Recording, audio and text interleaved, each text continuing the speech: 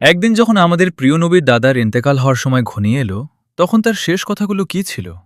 আর তারপর ছোট্ট মুহাম্মদ সাল্লাল্লাহু আলাইহি ওয়াসাল্লামের লালন পালনের দায়িত্ব কে নিয়েছিলেন?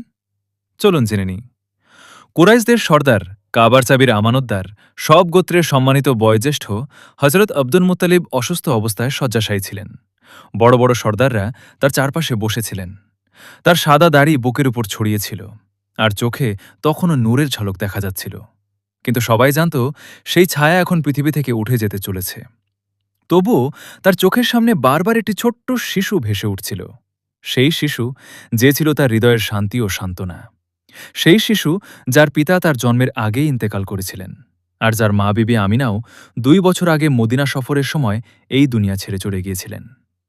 ছোট্ট মোহাম্মদ সাল্লাল্লাহু আলাইহি ওয়াসাল্লাম, যার বয়স তখন মাত্র ৮ বছর, কিন্তু তার কপাল থেকে এক অদ্ভুত নূরের আভা প্রকাশ পাচ্ছিল। হজরত আব্দুল মুত্তালিব তার নাতি মোহাম্মদ সাল্লাল্লাহু আলাইহি ওয়াসাল্লামকে নিজের কাছে ডাকলেন।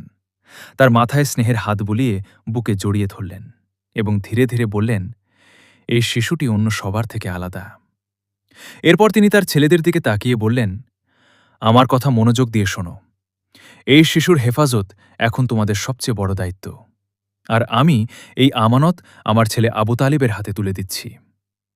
এ কথা শুনেই হজরত আবু তালিবের চোখ দিয়ে অশ্রু ঝরতে লাগল। তিনি খুব কষ্টের মধ্যে জীবনযাপন করতেন। ধনসম্পদ বেশি ছিল না, কিন্তু তার হৃদয় ছিল অত্যন্ত বড়। তিনি তার বাবাকে বললেন, আব্বাজান, আপনি নিশ্চিন্ত থাকুন, আমি এই শিশুর হেফাজত নিজের জীবনের চেয়েও বেশি করব। কিছুদিন পর সেই মুহূর্ত এসে গেল যখন মক্কার মানুষ আরেকটি বড় শোকের সম্মুখীন হল। হজরত আব্দুল মুত্তালিব ইন্তেকাল করলেন। কুরাইশরা গভীর শোকে ডুবে গেল। কিন্তু সবচেয়ে বেশি কষ্টে ছিলেন ছোট্ট মুহাম্মদ সাল্লাল্লাহু আলাইহি ওয়াসাল্লাম। প্রথমে মা ইন্তেকাল করলেন, এখন দাদার ছায়াটাও মাথা থেকে সরে গেল। চোখ থেকে অশ্রু ঝরছিল, কিন্তু তার অন্তরে ছিল এক অদ্ভুত ধৈর্য।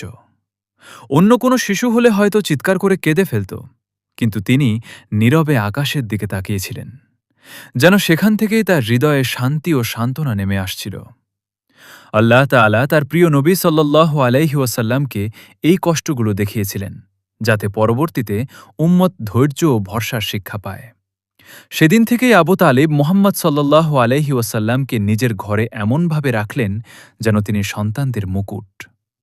ঘর ছোট ছিল, খাবারও প্রায় কম থাকত, কিন্তু যখনই মুহাম্মদ সাল্লাল্লাহু আলাইহি ওয়াসাল্লাম একসাথে বসতেন, তখনই বরকত নেমে আসত। একটি ঘটনা খুবই প্রসিদ্ধ। একদিন ঘরে খুব সামান্য খাবার রান্না হয়েছিল, এতটাই কম যে ২-৩ জনের বেশি খেতে পারত না। তার স্ত্রী বললেন, আজ তো বাচ্চারা ক্ষুধার্তই থেকে যাবে।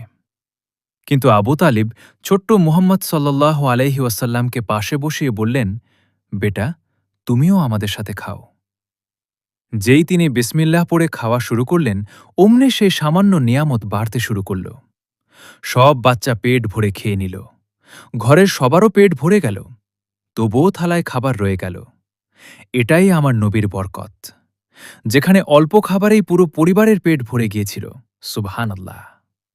যারা সত্যিকারে নবীজিকে ভালোবাসেন, কমেন্টে সুবহানাল্লাহ অবশ্যই লিখবেন, আর পরের পর্ব দেখার জন্য সাবস্ক্রাইব করতে ভুলবেন না।